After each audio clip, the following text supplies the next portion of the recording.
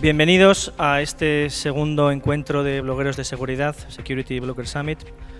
Queremos agradeceros, por supuesto, a vosotros la asistencia. Queremos agradecer en especial a aquellas personas que han venido desde lejos, desde Estados Unidos, para estar aquí con nosotros. En primer lugar, vamos a tener una presentación de unos 15 minutos por parte de Brian, que nos va a hablar de su visión acerca de la situación del cibercrimen actualmente y de su impacto. Después, cada panelista tendrá 3 minutos para exponer sus impresiones, también sobre su visión respecto al cibercrimen, describiendo tendencias observadas y apuntando también recomendaciones prácticas para los usuarios. Tendremos otros 30 minutos de debate entre los panelistas. Brian. They often devolve into discussions about how consumers can really are the weakest link when it comes to security, and if we could just educate end users more, then things would be better. The idea that our security comes down to the end user seems to be something of a truism. It's a crutch, I think, that allows us to sort of say, shake our heads and throw up our hands and say, you know, if only people were to read our blogs more and pay more attention to the advice, we would beat this problem. We'd be in a much better place. And in many ways, you know, this thinking to me tends to minimize the seriousness of the threat that's facing many consumers today. I'd like to present a sort of preemptive counterpoint to that line of thinking by suggesting that we start looking at the notion of cybercrime in a less passive way, to start look at it for what it is, which is in many cases organized cybercrime activity.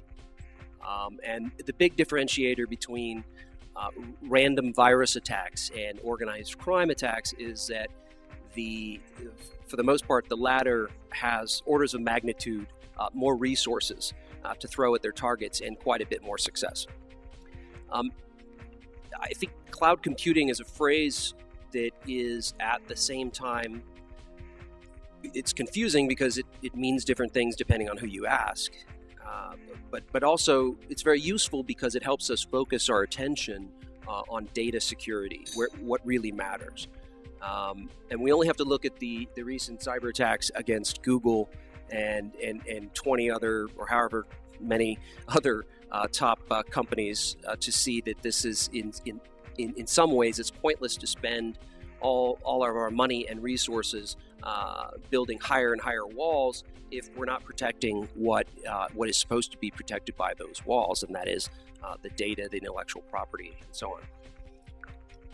But what's most fascinating to me about cloud technologies is, of course, the bad guys got there first. I spend a lot of my time tracking the operations of an organized cybercrime gang that appears to have more than 250 members throughout Eastern Europe, and these guys operate in very discrete divisions. One group is in charge of the research and development. You know, these are the guys that write the malware. They're in charge of making sure that it stays one step ahead or 2 steps ahead of the antivirus technologies out there. Another group is responsible for harvesting banking credentials, checking account balances. There's still another group that's tasked with figuring out which banks to hit based on the methods they've developed to circumvent the different security mechanisms that the banks have in place. And then there are groups that specialize in recruiting people to help them launder money.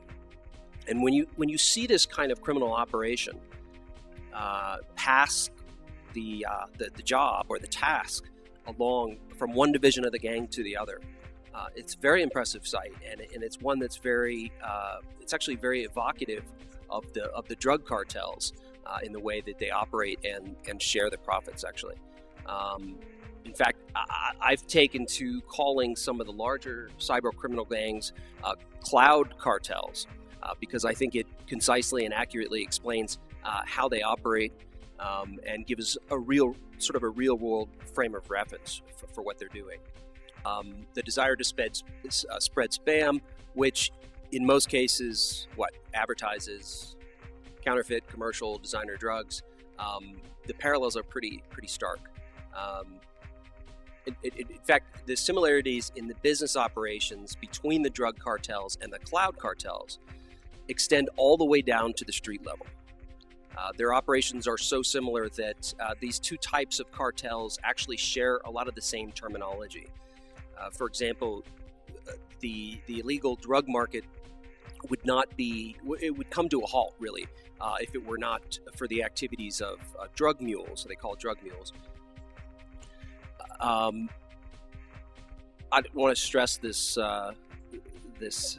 comparison too much, but even though excuse me, even the way these cyber gangs splice up what they steal is very evocative of the drug gangs.